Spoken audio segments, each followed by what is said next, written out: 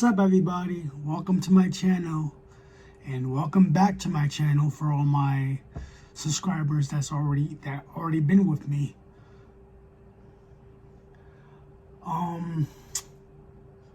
Now, a few episodes ago, I said I wanted to do, a video on my, disability, cerebral palsy, and honestly, I'm gonna keep it 100. I'm a bad reader. Like, I know how to read, but I'm not gonna say I'm a bad reader. I'm gonna say I'm a slow reader. And with cerebral palsy, I don't know if it comes with it, but I was also told that I have a learning disability. So it takes time for me to, get things, like, understand things. Like, I've been told that people have to tell me, like, in a, really word things out for me instead of, like, just coming out saying simple stuff. Like, you gotta actually say stuff to me for me to get stuff, for me to understand what you want me to do or something along the lines of that. So instead of looking up something on Google, I thought to myself, how about I just do like a review or something and go off of what this person is talking about. And you're going to hear it in the background. I don't know if you're going to hear it fully, but I mean, I have my phone close enough to my laptop, so I'm going to try to be quiet so I can hear it. But yeah, that's what this video is going to be about. We're just going to talk about cerebral palsy and, the problems that come along with it, and, how, because I watched this video before. I watched it, like, not all the way through, but I watched most of it, and he was saying things like, it doesn't get worse over time, even though people may feel like it gets worse over time. Like me, myself, I feel like the older I get, the more I feel like I'm gonna need a walker. If I'm being honest right now, I feel like the older I get and the way I walk around, I feel like, I pray to God that I don't get to that point yet, but I feel that way. But it could also be because I don't really move around like that. And like, it's the winter right now. It's cold. I don't want to go out and do, like, I don't have anything to do outside of, but I started coming here, so that's a good thing. And just, I want to be able to move around a lot more, so I will be doing that, especially when the springtime comes. I'm definitely going to be moving around a lot more. Yeah. But yeah, this is what we're going to talk about in this video, is cerebral palsy. Because like I said, I wanted to go in depth with stuff like that, and not just the gaming content or the other this goes along with the other content that I talk about. Like the other videos I talk about, this is basically a part of that. And yeah, so let's get started. And like I said, I'm gonna be as quiet as possible so y'all can hear what he's saying. because I got it turned up. I got the my phone turned up all the way, my laptop turned up all the way, and the YouTube picture turned up to the max. So, and I'm in the pod right now, the meeting pod. So it's soundproof. Nobody's gonna hear it out there. So let's go. Let's stop wasting time.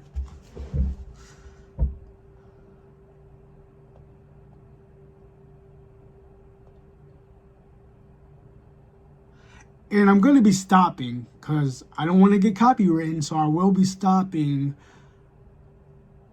every couple minutes and go over what he's talking about. Or try to go over what he's talking about.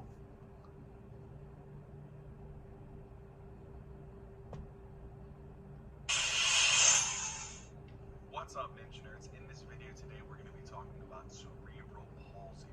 Before we get started in this video, guys, if you guys enjoyed this video and you benefit from it, please continue to support us by subscribing, hitting that like button, and commenting down in the comment section. Alright, Ninja Nerds, let's get into it. Alright, Ninja Nerds, so before we start off on the etiology and go through each individual kind of substage here of cerebral palsy, the first thing I want you guys to know is how do we define cerebral palsy? Because it's really important. It is a neurodevelopmental disorder. Okay, so it's an upper motor neuron type of lesion. And we'll talk about what that looks like. But it's important to remember that it's non-progressive in nature. So it generally does not get worse. The disease itself, like the actual damage, doesn't get worse. The problems don't generally progress throughout time. See? If you heard what he said, I'm going to have to go back and watch. But if you heard what he said, it doesn't get worse and like within time. Like it stays the same, even though you may feel like it gets worse as you get older. It really doesn't. It just stays the same. You know? So that's good to know.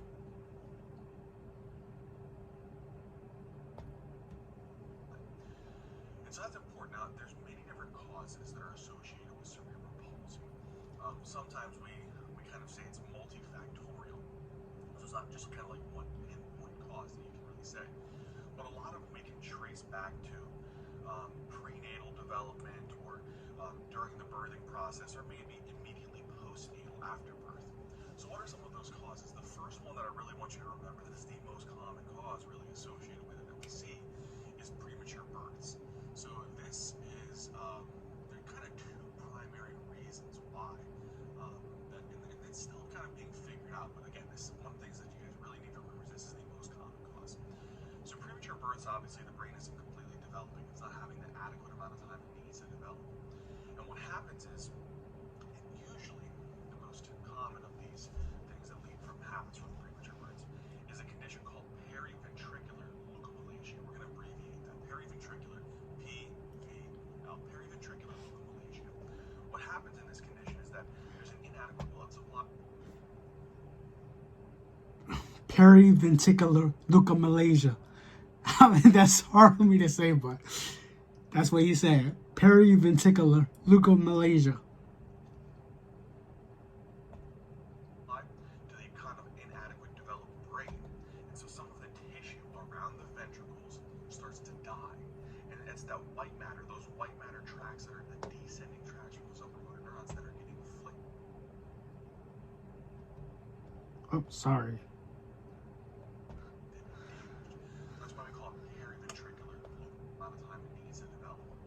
And what happens is, usually the most common of these things that lead from habits from premature births is a condition called periventricular leukomalacia. We're going to abbreviate that. Periventricular, periventricular leukomalacia. What happens in this condition is that there's an inadequate blood supply to the kind of inadequate developed brain. And so some of the tissue around the ventricles starts to die. And it's that white matter, those white matter tracts that are the descending tracts from those upper motor neurons that are getting afflicted and damaged. So that's why we call it periventricular leukomalacia. So this is going to be one of them. The other, If you heard that part, he's talking about the brain. Like it dies off. You know, like, let me go back.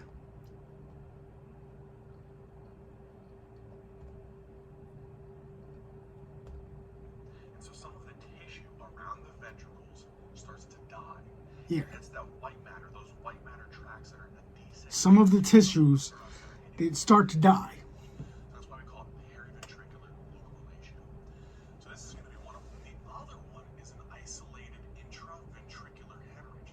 So sometimes small capillaries near the ventricles are a little bit fragile, and because of that, they can rupture. Blood can go into those ventricles and maybe even cause a little bit of hydrocephalus as well. So these are two of the things that are commonly seen or associated with premature births. And these types of insults are what lead to the actual damage, the upper motor neuron lesion that is going to be what you see with cerebral palsy. The other one is usually intrauterine infections, so infections that arise during the actual prenatal period, and these are sometimes referred to these intrauterine infections. We actually like to help ourselves remember all of these different causes, and we do this via a mnemonic, right? We use the mnemonic TORCH. So what does TORCH stand for? The first is T-toxoplasmosis. So the first one I want you guys to remember is the T-toxoplasmosis. That's another hard thing I was trying to say last time. T-toxoplasmosis. Oh, we're going to save that one for last because that's other. And it's abbreviation TORCH. R is rubella. That's what it means. Torch. The word torch is these words. Is herpes simplex viruses. Now, O is other, and really this applies to a bunch of different things. I'm sorry, I was talking. New one, Zika. And that's really anything you can think of afterwards. And that's really anything you can think of. Patients. That's the first one, toxoplasm. The mnemonic TORCH. So what does TORCH stand for? The first is T-toxoplasmosis. So the first one I want you guys to remember is the T-toxoplasmosis. I'm gonna keep saying that. I'm gonna keep saying that. T-toxoplasmosis. We're going to save that one for last because that's other. And that's really anything you can think He said O, afterwards. save for last. Rubella. R is rubella. Cytomegalovirus. And H is herpes simplex viruses. Now, O is other, and really this applies to a bunch of different things. Syphilis is pretty high up there. The new one, Zika. C is cellular megalovirus. There are other ones as well. But again, what's happening with these is that there is some type of insult on the brain that's leading to this upper motor neuron type of lesion presentation. And again, this could be this upper motor neuron lesion that you see, particularly in the spastic cerebral palsies. Okay, but And it all means. Wait, let me go back.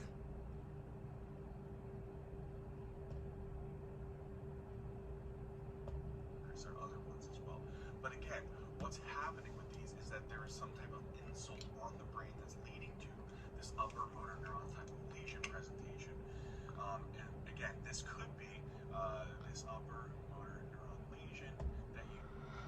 And they all is the upper motive neuron lesion. Upper motive neuron lesion.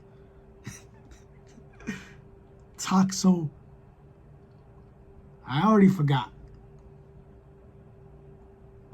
I look back on it. Spastic cerebral palsies. Okay, but again, this is gonna like. Toxoplasmosis. Yeah.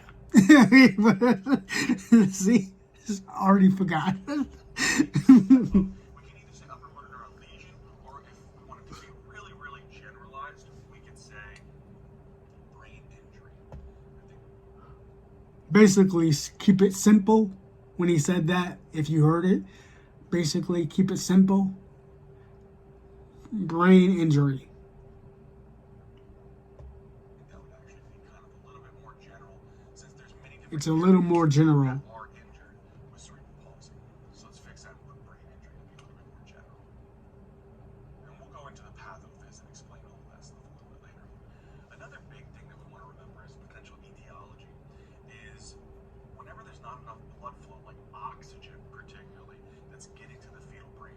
so sometimes this could be like what we call hypoxic or ischemic insults on that fetal brain. And there's a bunch of different causes that can, really precipitate this. And one of the big ones that you really don't want to forget, especially for your exams here, is going to be. Let me see what he's. Let me go back and see what he said again. Centers are responsible for supplying oxygen. This could be like what we call hypoxic or ischemic insults on that fetal. Hypoxic, There's a bunch of different causes. ischemic insults. Sound like that, he said. Out. I'm trying here. It's big words. Can't stand big words. So whenever there's like a placental eruption, there's placenta previa, anything like that really can lead to inadequate oxygen delivery to the fetus. And so that's an important one for I'll probably, real quick, I'll probably break this up into two parts. I believe it's three things he's going over in this video. So I'm probably going to break it into parts. So I'll do this part first, and then I'll come back and do another one, do the second part in another video. And then the third part in another video. So this is going to basically be part one.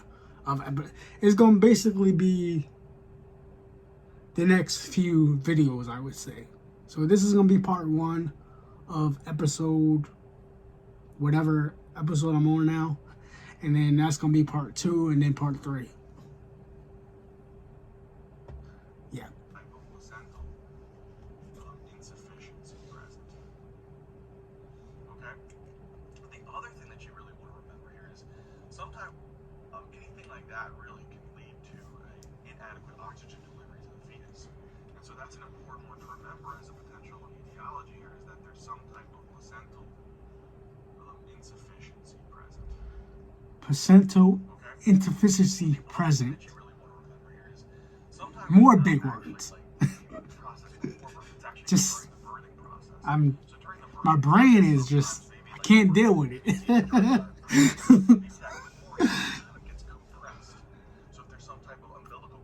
I hope y'all can hear this. I hope if I go back, I don't have to like, I hope y'all can hear it.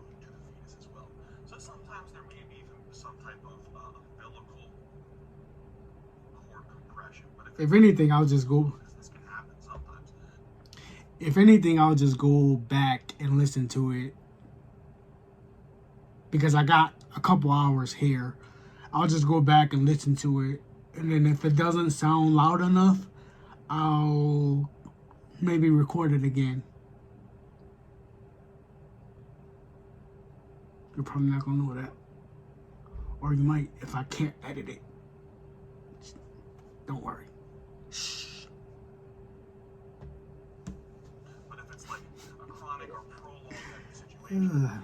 I'm trying to have a good time with this, you know. Like I said in the beginning stages. During the birthing process or it's prenatally. Anything like that really can lead to inadequate oxygen delivery to the fetus.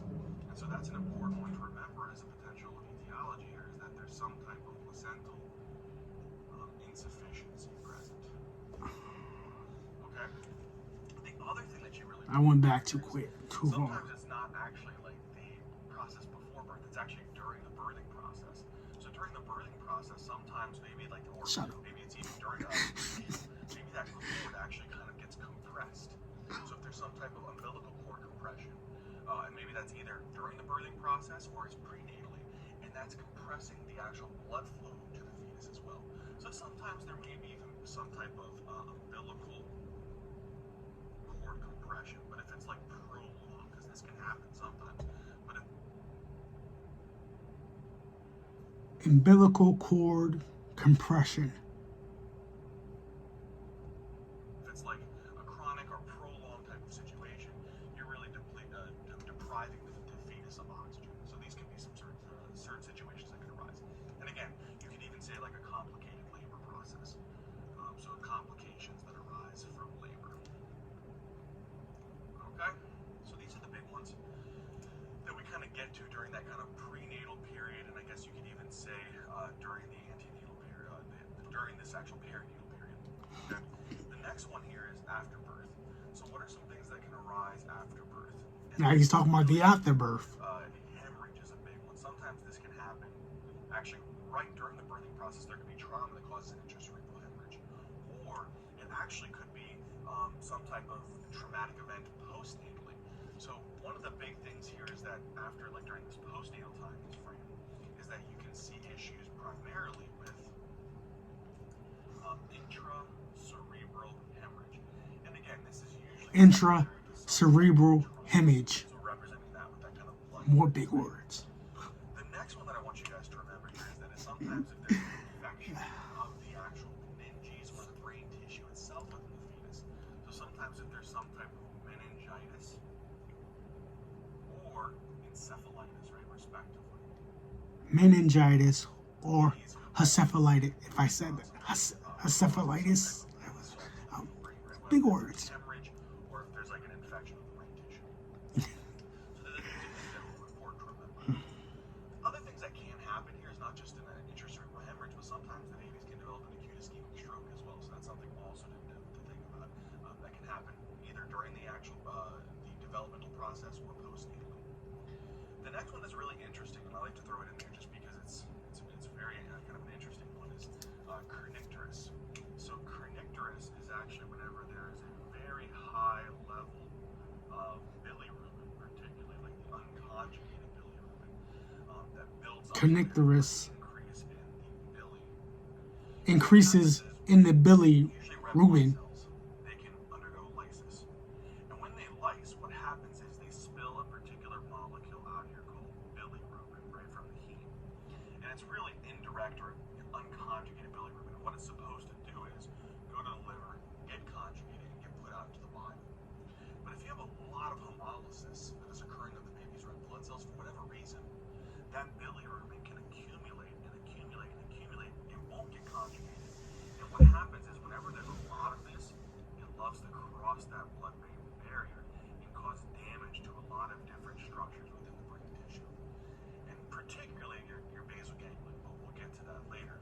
And what happens with this is that this can produce that actual brain injury or lesion. Okay? So kernicterus is another one to remember. And usually it's secondary to some type of hemolytic event.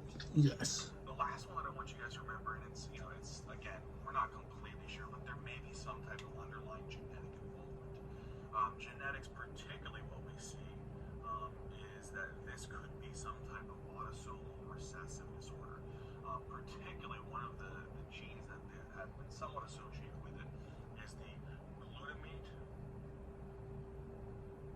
decarboxylase 1 enzyme. So some type of mutation or deficiency in this enzyme, the mechanism of Glutamate whatever. I gotta go back.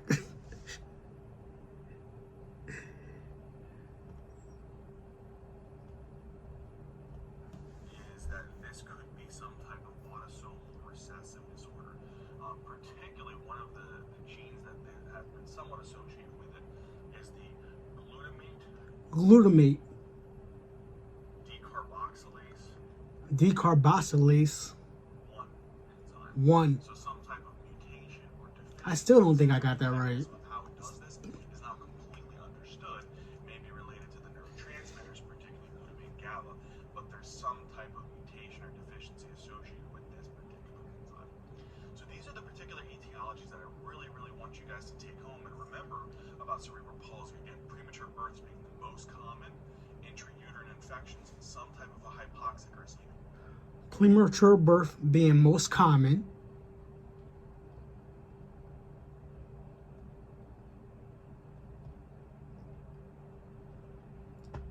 Deficiency in this enzyme. The mechanism of how it does this is not completely understood. Maybe related to the neurotransmitters, particularly glutamate GABA, but there's some type of mutation or deficiency associated with this particular enzyme. So these are the particular etiologies that I really, really want you guys to take home and remember about cerebral palsy. Again, premature births being the most common, intrauterine infections, some type of a hypoxic or ischemic insult, a traumatic event that can lead to an ICH, infection of the brain tissue, kernicterus, or genetic susceptibility. All right, so what I want us to do now is, since we've kind of covered the etiology of cerebral palsy, is I want us to undergo kind of... Okay, so he's going through the second part, which I'm not going to talk about right now, because we're going to wait till next episode to talk about that. Well, the next part of this episode to talk about that.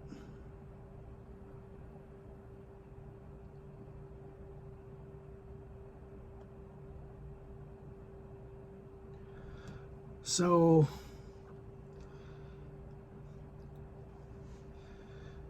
I would say what did we learn in this video, but I mean, it's gonna be hard for me to do that. But, you know, we learned about the premature birth and the infections, also known as brain injuries, and the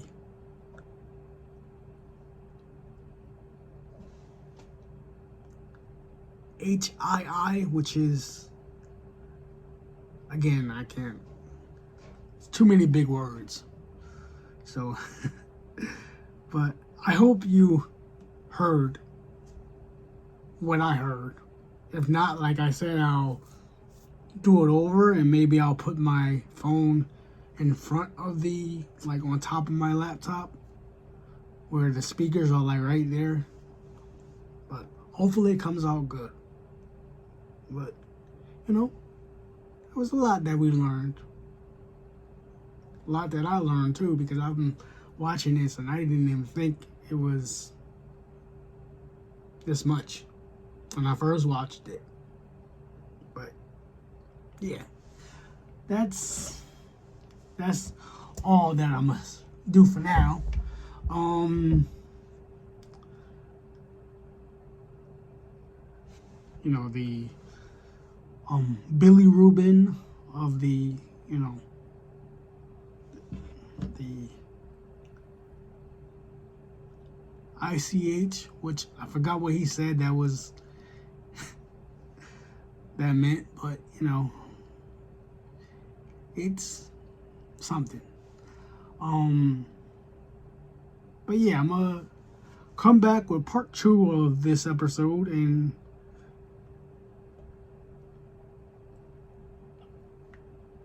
hopefully get some more out of it. I took down notes, but it's on my phone right now. I didn't write it down. I just wrote it. I just put it in my notes on my phone. So, I hate writing. Like, I just hate writing. So, that's why I put my notes in my phone. Because I can't stand writing. But I'll come back and we'll talk about the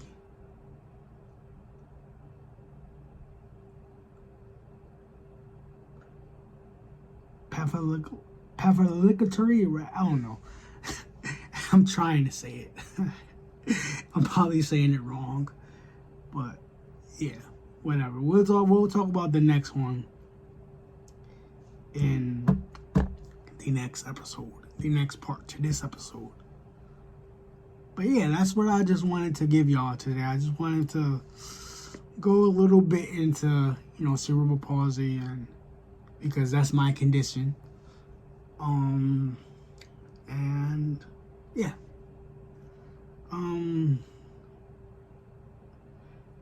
He's if y'all want to look it up yourself, you know, if y'all want to watch it yourself, his YouTube is Ninja Nerd, and he has over his picture, so y'all know who it is, because I'm pretty sure there's a bunch of people on YouTube with the same name. It's a picture of a ninja, like a cartoon version of a ninja. Like, it looks like a what's they call them things? Funko Pops? I think that's what they call it. It looked like something like that, and it's like a black ninja suit.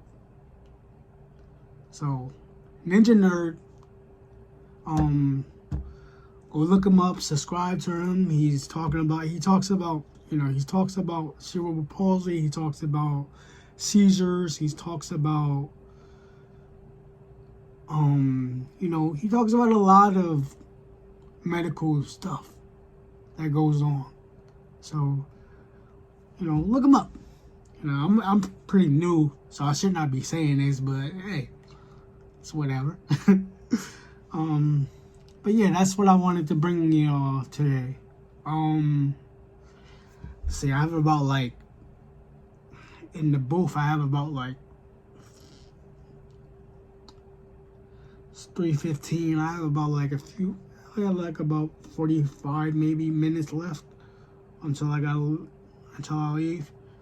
But yeah, that's what I wanted to talk about. Again, I don't know when this video is gonna come out. I don't want to bring my videos out like I did that in the beginning. Now I want to slow down with it. So maybe in the next week and a half or so. Because I know I'm putting out my episode 6 of my GTA game content on Monday. I'm putting that out Monday, which by the time y'all see this, it's already gonna be out. But I digress. It's whatever. Yeah. But whatever.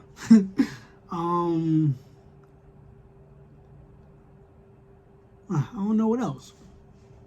But, because I don't want to make the video too long, just me rambling on about nothing. But yeah, I'll come back with part 2 of this episode, and this will be up pretty soon. Maybe Wednesday. Yeah, Wednesday.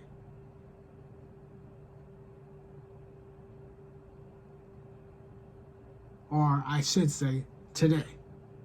Because by the time y'all see this, it's going to be the day. So, it will be out today. But yeah, enjoy your day and stay blessed, stay safe, stay positive, stay healthy, stay good, and God loves you, and I love you as well. Thank you for being here. Like, comment, subscribe, tell a friend to tell a friend. Peace.